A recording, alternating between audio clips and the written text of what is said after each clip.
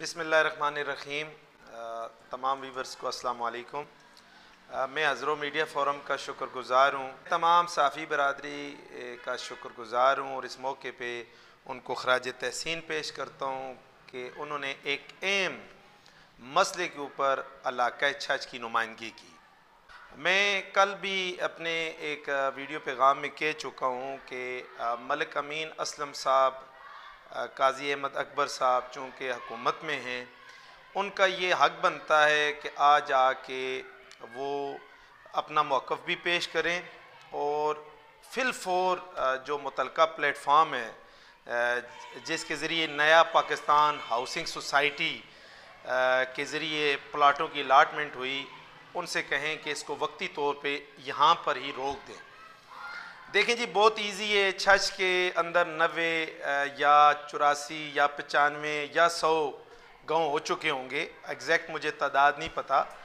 तो मैं आपको ये कहना चाहता हूँ कि बहुत इजी है कि आप मुख्तलिफ़ इलाके के लोगों से रब्ता करके गरीबों की लिस्ट ले लें जिनके अपने घर नहीं हैं, तो उनकी मैनुअल भी कुरानंदाजी हो सकती है।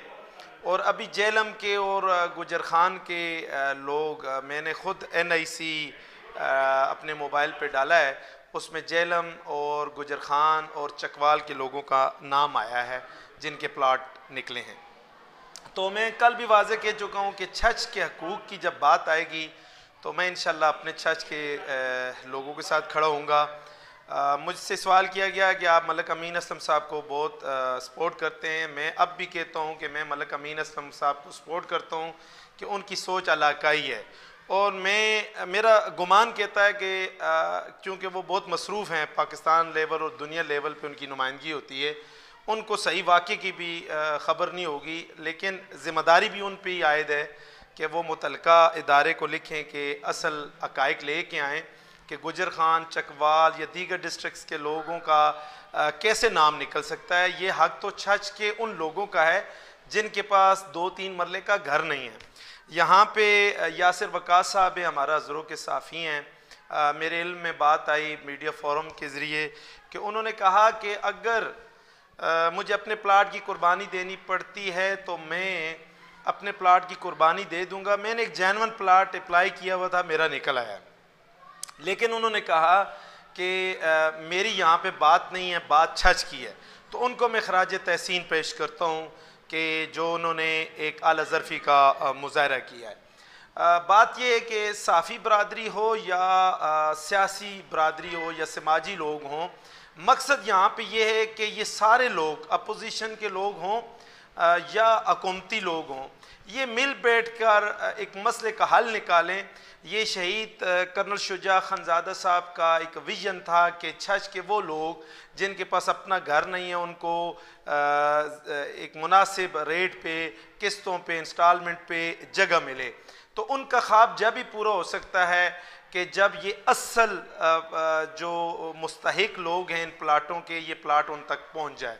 और यहाँ पे मैंने मीडिया फोरम से बात हुई कि आप लोगों ने प्लाट अप्लाई किया या नहीं किया। उन्होंने कहा जी अल्लाह का शुक्र है हमारे पास अपने घर हैं, हमने प्लाट अप्लाई करना मुनासिब ही नहीं समझा या गवारा ही नहीं किया। तो जितने साफ़ी बरादरी है मैं उनको इस बात पे ख़राज तहसीन पेश करता हूँ कि उन्होंने ये भी आला ज़रफ़ी का मुज़ाहरा किया है। तो मैं फिर वंस अगेन यही कहूँगा मलिक अमीन असलम साहब को, काजी अहमद अकबर साहब को कि आप मैदान में आ जाएँ और अपोजिशन के सवालों को छोड़ें। अपोजिशन ने जो सवाल उठाया है उसको ख़राज तहसीन पेश करता हूँ मैं। यहाँ बात है छछ के लोगों की, ये आप पे ज़िम्मेदारी है कि इन गरीबों को आपने प्लाट दिलवाना है, और अगर कोई अपने पास से नहीं दे सकता इनको प्लाट तो कम अज़ कम इनके हकूक़ पर डाका नहीं डलना चाहिए।